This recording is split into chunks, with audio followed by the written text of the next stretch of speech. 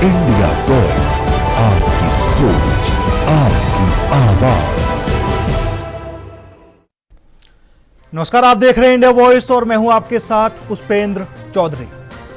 उत्तराखंड में बीजेपी की सरकार में किस तरह विकास हो रहा है, इसकी तस्वीर निवेश उत्सव में देखने को मिल रही है। निवेश उत्सव में 1 लाख करोड़ के निवेश की ग्राउंडिंग सेरेमनी कार्यक्रम में खुद गृह मंत्री अमित शाह भी मौजूद रहे, जिन्होंने सीएम धामी की तारीफ की। अमित शाह ने शिरकत की। वहीं शाह ने कहा कि जब भी उत्तराखंड आता हूं, नई ऊर्जा लेकर जाता हूं, क्योंकि यहां चारों दिशाओं में देवी देवताओं, अध्यात्म जगाने वाले संतों का आशीर्वाद आने से ही प्राप्त होता है। एक और पर्वत की चोटियों पर भारत को ही नहीं, दुनिया को अध्यात्म की ऊंचाई पर ले जाने का काम करती है और प्रकृति का यह अनूठा संगम देखने को मिलता है। केंद्रीय गृह मंत्री अमित शाह ने कहा कि आज उत्तराखंड के विकास उत्सव के लिए आया हूं। 2023 में ग्लोबल इन्वेस्टर्स समिट में आया था। सीएम पुष्कर सिंह धामी ने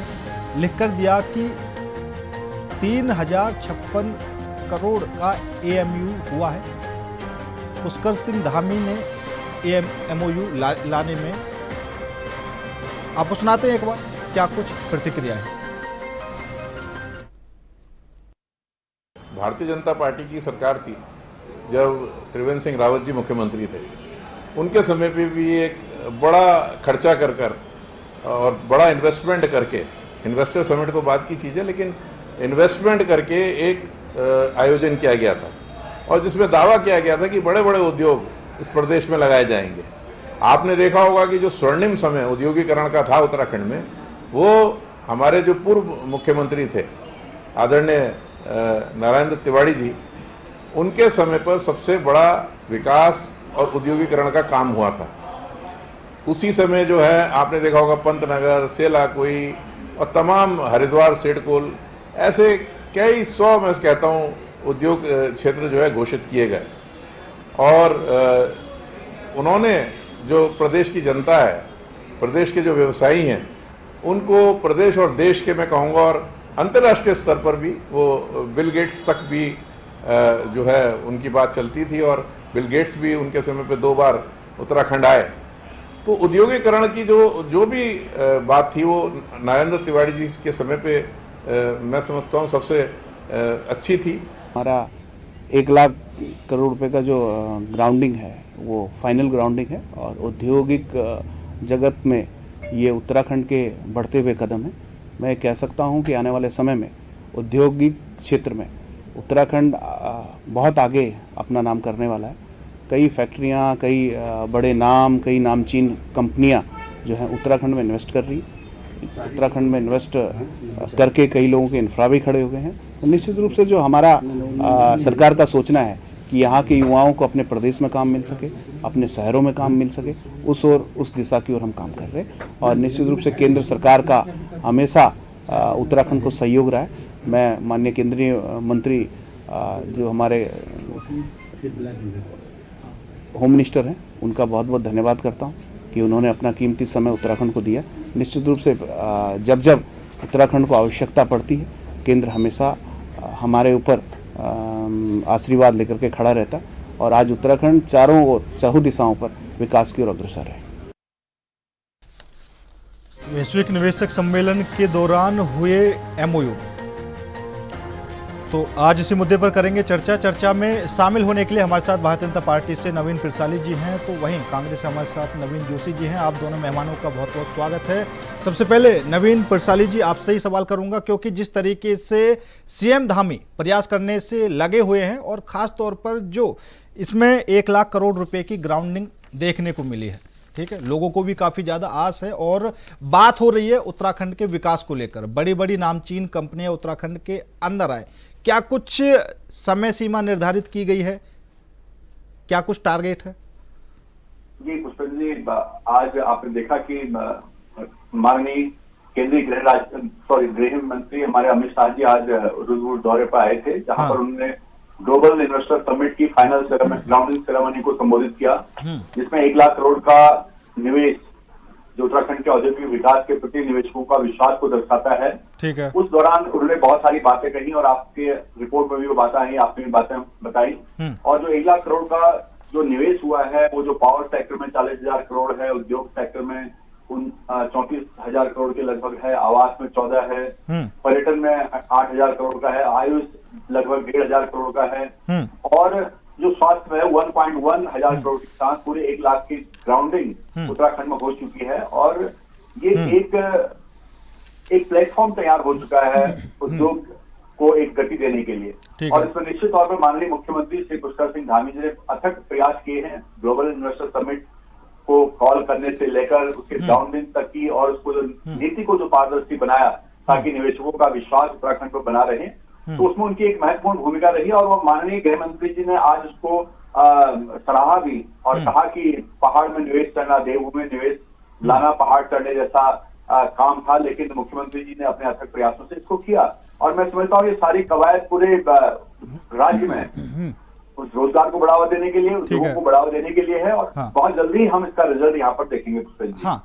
लेकिन नवीन जी एक बात तो और देखने को मिल रही है, क्योंकि और भी जो कई राज्य हैं जहां बीजेपी की सरकार है, अगर हम राजस्थान की बात करें या फिर हम मध्य प्रदेश की बात करें, छत्तीसगढ़ की बात करें, तो जो वहां के मुख्यमंत्री हैं वो भी सेम यही प्रोसेस अपनाने से लगे हुए हैं, लेकिन अभी तक कुछ खास देखने को नहीं मिला, क्योंकि वहां पर भी इन्वेस्टर समिट के आयोजन किए गए, इन्वेस्टर्स को लाने की कोशिश की गई, बड़े बड़े MOU किए गए। देखिए, मैं उन राज्यों की बात नहीं कहता हूं कि वहां पर क्या क्या हुआ, लेकिन उत्तराखंड राज्य की बात जहां पर है, माननीय मुख्यमंत्री जी के अथक प्रयासों से ये संभव हो पाया है कि 1 लाख हजार करोड़ की ग्राउंडिंग हो चुकी है। जो MOU थे उनकी ग्राउंडिंग हो चुकी है। पहले इन्वेस्टर समिट हुआ, उसमें MOU हुए, फिर जो मेमोरेंडम ऑफ अंडरस्टैंडिंग थी उसका आज ग्राउंडिंग 1 लाख करोड़ तक हो चुका है।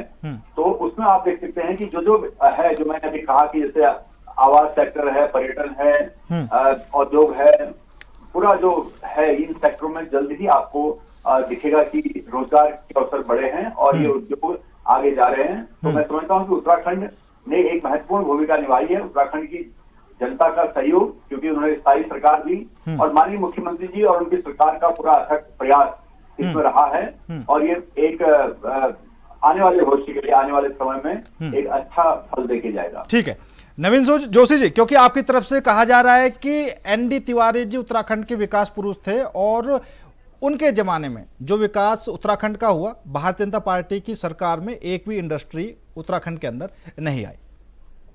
बिल्कुल पुष्पेंद्र जी, आज गृह मंत्री जी उत्तराखंड दौरे पे आए, हम उनका स्वागत करते हैं। हमने बड़ी विस्तार से उनको सुना, उनके वक्तव्य को हमने सुना।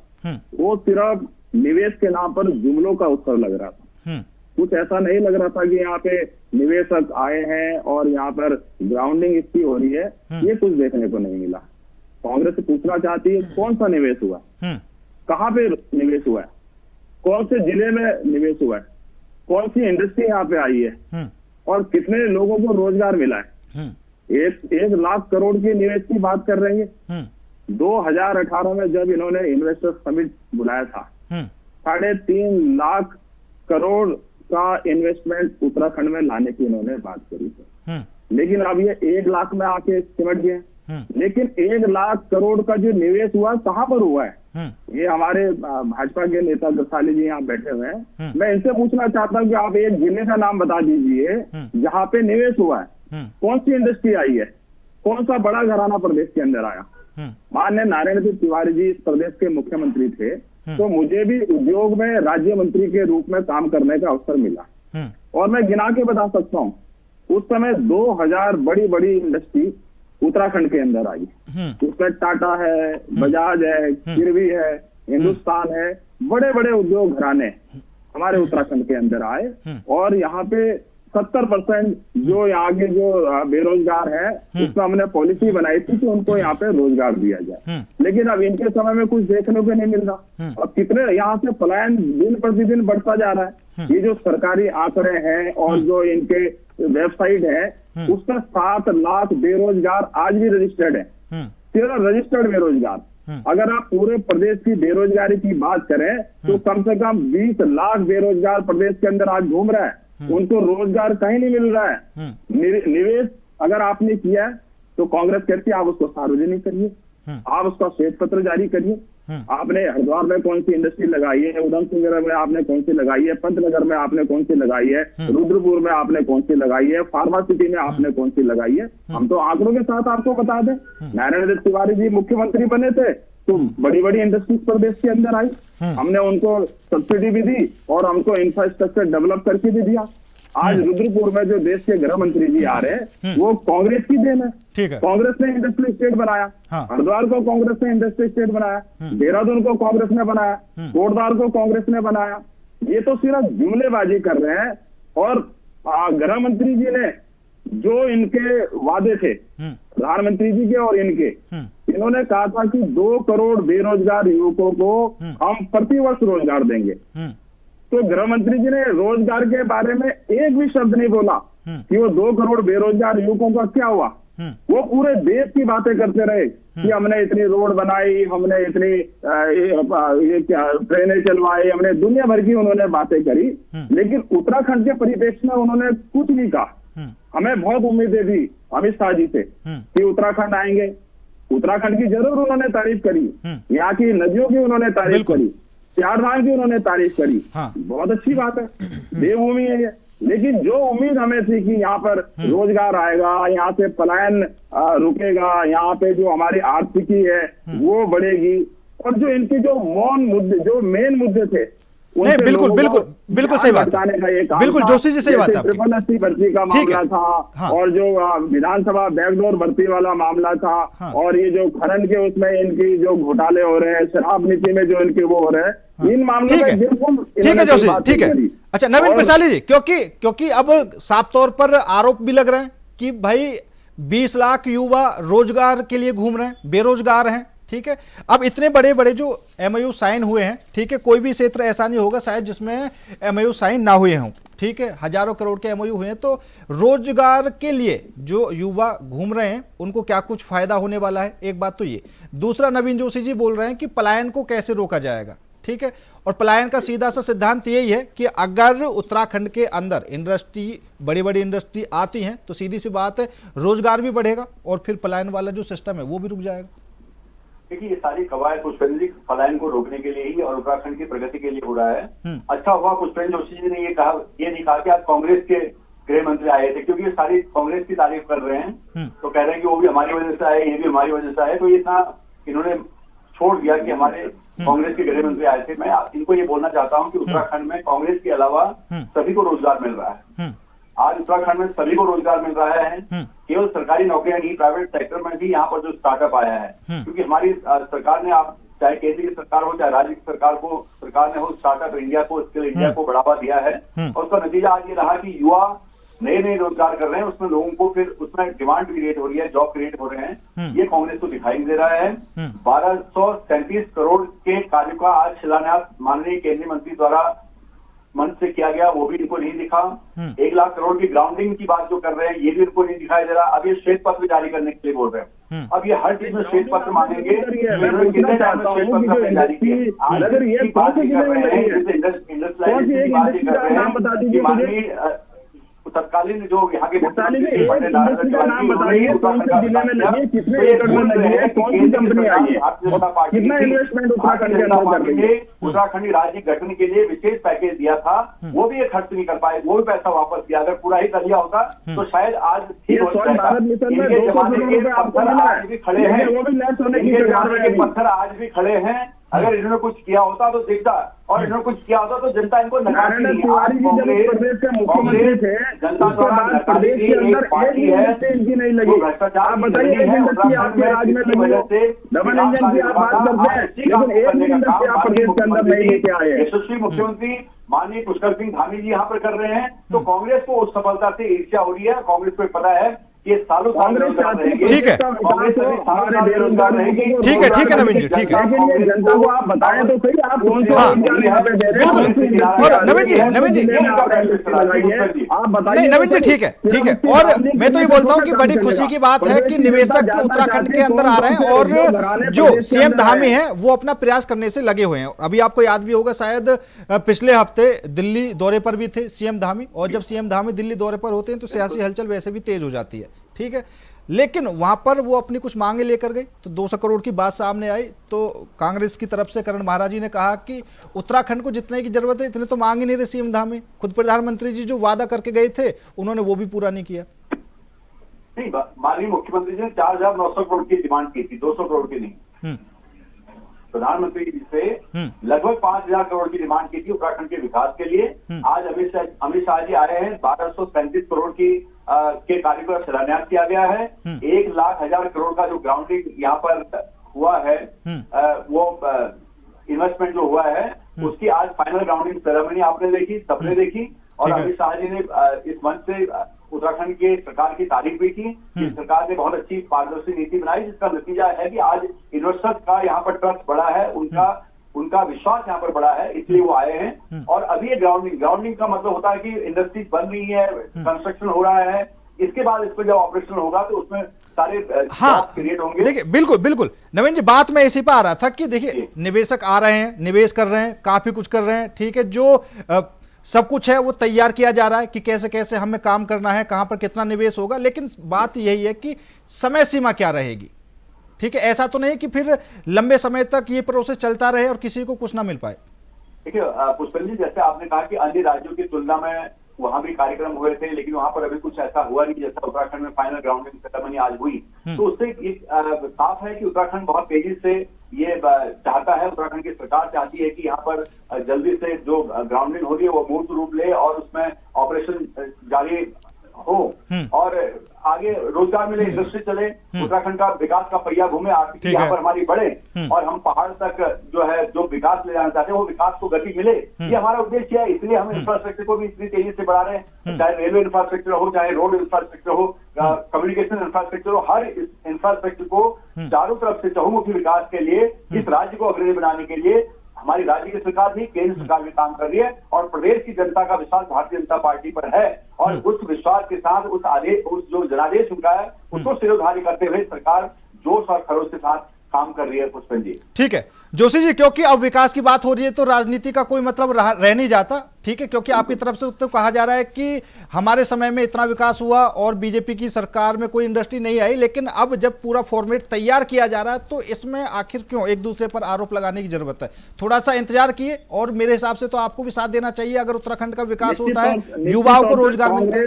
हमेशा सकारात्मक राजनीति करती है, कांग्रेस कहती है कि प्रदेश का विकास होना चाहिए। हम गृह मंत्री जी को बड़ी आशा के उम्मीद के साथ सोच रहे थे कि प्रदेश में आएंगे, ये विकास की बात करेंगे, क्या डेवलपमेंट होगा उसकी बात करेंगे। वो उस जो सरकारी मंच था उसमें भी कांग्रेस को कोसने से नहीं बचे, वो भी कांग्रेस के बारे में कहते रहे। लेकिन आप पूछना चाहते हैं यहाँ पे ये जो इसकी ग्राउंडिंग हुई है, कम से कम कृपाली जी मुझे एक इंडस्ट्री का नाम तो बता दें, कौन से जिले में लग रही है और कितने एकड़ में लग रही है, कौन सी कंपनी आ रही है, कितने बेरोजगार युवकों को रोजगार मिलेगा, ये जानना चाहते हैं। अगर आपने कोई निवेश किया तो सार्वजनिक करें।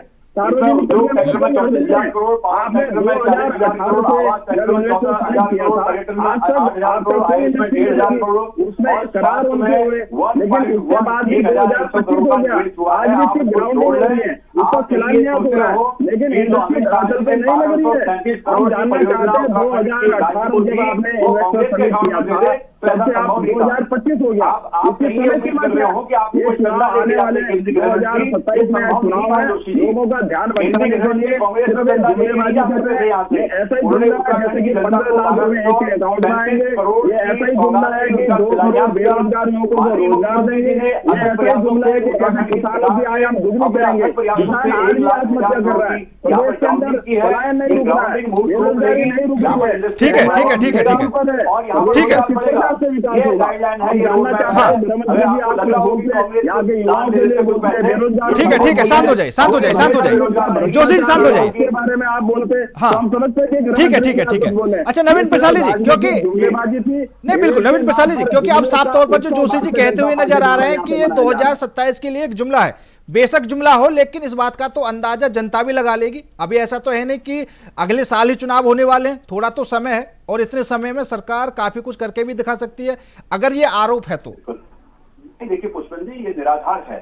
कांग्रेस मिथ्या बातें करती है, कांग्रेस के पास कोई विजन नहीं है, कोई यहाँ के लिए कोई ऐसा रोड मैप नहीं है कि उत्तराखंड का विकास कैसे होगा, उत्तराखंड की जनता का भला कैसे होगा। इसलिए जनता ने इनको नकारा। मैं कह रहा हूं कि भारतीय जनता पार्टी की केंद्र की सरकार हो चाहे राज्य की सरकार हो, उसने जो कामों को गति दी है, जो विस्तार दी है, उसका कोई स्थानी नहीं है। आप पिछले 10 सालों का रिकॉर्ड उठा के देखेंगे तो पिछले 60 साल पर ये 10 साल भारी पड़ जाते हैं। आज अर्थव्यवस्था को देखिए, चौथे नंबर पर आई है। ऐसे नहीं आई है। जब सभी राज्यों में काम हो रहा है, सरकार काम कर रही है, तो अर्थव्यवस्था बढ़ रही है और आज हम चौथे नंबर की अर्थव्यवस्था है। और 2027 तक आज ही गृह मंत्री जी ने कहा कि हम तीसरे नंबर की अर्थव्यवस्था बन जाएंगे। तो 2 साल में हम तीसरे नंबर की अर्थव्यवस्था नहीं, बिल्कुल। और नवीन जी, 2047 का हमने लक्ष्य रखा है, हम नंबर 1 होंगे दुनिया के। हाँ नवीन जी, एक बात और है, क्योंकि अगर इंडस्ट्री की बात हो रही थी तो वो तो बेशक कोई भी सरकार हो उसमें खुद भी आती है और कंपनियां खुद अपना प्रॉफिट देखती हैं कि हमारा कितना फायदा होगा, ठीक है। लेकिन इसमें जो उद्योग विभाग, आवास विकास विभाग, ठीक है, पर्यटन विभाग, सारे जो सरकारी विभाग हैं, इनमें निवेश करेंगे वो बाहर से निवेशक। देखिए, निवेश इस इंडस्ट्री को बढ़ावा देने के लिए होता है। हाँ। क्योंकि ये डिपार्टमेंट सरकारी नहीं है, सारे जो हैं। हाँ। यहाँ मतलब ये केंद्र की तरफ से तो पैसे नहीं है ना, ये तो जो निवेशक है उनकी तरफ से आएंगे। ये जी निवेशकों का पैसा पूरा 1,00,000 करोड़ जो है। हाँ। वो निवेशकों का पैसा है। हाँ। निवेशक इन सेक्टर में अपना पैसा खर्च करेंगे। हाँ। और जिस भी सेक्टर में पैसा खर्च होगा, क्योंकि अगर आवास में होगा तो लेबर की डिमांड बढ़ेगी, अगर आयुष में होता है डॉक्टर और अन्य स्टाफ की बढ़ेगी, स्वास्थ्य में होता है तो उस प्रकार के स्टाफ की बढ़ेगी। तो ये एक चहुमुखी विकास के लिए अलग अलग सेक्टर हैं। तो जो स्किल हमारे पास है वो सभी इसमें समाहित होंगे और लोगों के रोजगार के साधन बनेंगे और उत्तराखंड की आर्थिकी बढ़ेगी। ठीक है नवीन जोशी जी, चौमुखी विकास है, राज्य सरकार विकास कर रही है, केंद्र का भी समर्थन मिल रहा है, और दूसरा अब ये बाहर से निवेशक। निश्चित तौर पर हम तो देख रहे हैं, जब मुख्यमंत्री जी ने देहरादून के अंदर इतना बड़ा इन्वेस्टर समिट किया, लाखों करोड़ रुपए जो इंडस्ट्रीज आए थे उनकी आओ भगत में कर दिए, लेकिन आज तक उसकी ग्राउंडिंग तैयार नहीं है, उसका शिलान्यास नहीं हुआ। कोई एक भी इंडस्ट्री ये प्रदेश के अंदर नहीं बता पा रहे हैं कि जो भारतीय जनता पार्टी के राज में लगी है। मैं बताइए, मैं पूरी इंडस्ट्रियां गिना देता हूँ। कांग्रेस के समय पे कौन कौन सी इंडस्ट्री आई, कितना निवेश प्रदेश के अंदर आया, कितने बेरोजगार युवकों को रोजगार मिला। ये सिर्फ 2018 में है इन्होंने इन्वेस्टर समिट किया, आज 2025 हो चुके हैं, आज तक एक भी इंडस्ट्री प्रदेश के अंदर नहीं लगी। ये प्रदेश की जनता को छल रहे हैं, सिर्फ छलावा करने का काम कर रहे हैं। जो हमारी प्रदेश की भोली जनता है, जो हमारे बेरोजगार है, जो हमारी माता है, जो हमारी बहन है, हम जिस उद्देश्य से हमने उत्तराखंड राज्य बनाया था कि यहाँ डेवलपमेंट होगा, वो देखने में कहीं नहीं मिलता। उत्तर बहुत जरूर था, करोड़ रुपए उन्होंने खर्च कर दिए और मोदी जी की और अमित शाह जी की और भाभी जी की ब्रांडिंग इन्होंने करी, एक विश्व नेता इन्होंने स्थापित करने का प्रयास किया, लेकिन धरातल में कुछ नहीं है। डिजिटल लॉन्चिंग इन्होंने जरूर कर दी। मैं पूछ रहा हूँ, बड़ी किसानी जी से मैं पूछ रहा हूँ कि आप एक इंडस्ट्री का नाम बता दीजिए जो आपके सरकार में आई हो। ये एक इंडस्ट्री का नाम नहीं बता पा रही है, आप ही पूछ लीजिए एक बार, आप उससे बता दीजिए इंडस्ट्री कहाँ लगी है प्रदेश के अंदर। ये एक भी इंडस्ट्री नहीं बता पा रहे हैं। इसका इनको नतीजा मिलेगा 2027 में जब राज्य के अंदर चुनाव होगा तो पूरे प्रदेश की जनता ये जानती है। जो नारायण तिवारी प्रदेश के मुख्यमंत्री थे, उन्होंने इंडस्ट्री लगाई, यहाँ से पलायन रोका और क्या लोगों को रोजगार मिला, और जो इंडस्ट्री यहाँ पे आते थे उनको सब्सिडी दी थी। आज रुद्रपुर में जहाँ पे गृह मंत्री जी आए वो भी कांग्रेस की देन है, वो भी कांग्रेस ने बनाया। आज जितनी भी इंडस्ट्री वहाँ पे आपको दिखा रही है वो सिर्फ कांग्रेस के समय पे लगी हुई है। भारतीय जनता पार्टी सिर्फ ठीक है ग्राउंडिंग कर रहे हैं, ठीक है ठीक है ठीक है ठीक है अपने नेताओं को प्रमोट कर रहे हैं, लेकिन धरातल पर कुछ भी देखने को नहीं मिलता। ये सिर्फ एक देश के नाम पर जुमले का उत्सव भारतीय जनता पार्टी। अच्छा ठीक है जोशी जी, पिरसाली जी, ठीक है, लेकिन जिस हिसाब से अब खुद सीएम धामी प्रयास करने से लगे हुए हैं, दूसरी तरफ गृह मंत्री भी उनकी तारीफ कर रहे हैं कि भैया इतना अच्छा काम है, निवेशक आ रहे हैं, और देखो उत्तराखंड का विकास हो और सीधा सा जो युवा हैं उनको रोजगार मिले। फिलहाल आप दोनों ही मेहमानों का बहुत बहुत धन्यवाद मेरे साथ इस खास चर्चा में जुड़ने के लिए। लेकिन उत्तराखंड के अंदर जिस तरह से MOU साइन हुए हैं और जो ग्राउंडिंग की गई है, क्या कुछ आगे की रणनीति है सरकार की, क्या कुछ प्लानिंग है, कितने बड़े रोजगार के अवसर मिलने वाले हैं युवाओं को, क्या कुछ फायदा होने वाला है, काफी कुछ देखने वाली बात है। फिलहाल मेरे साथ इस खास पेशकश में इतना ही। नमस्कार।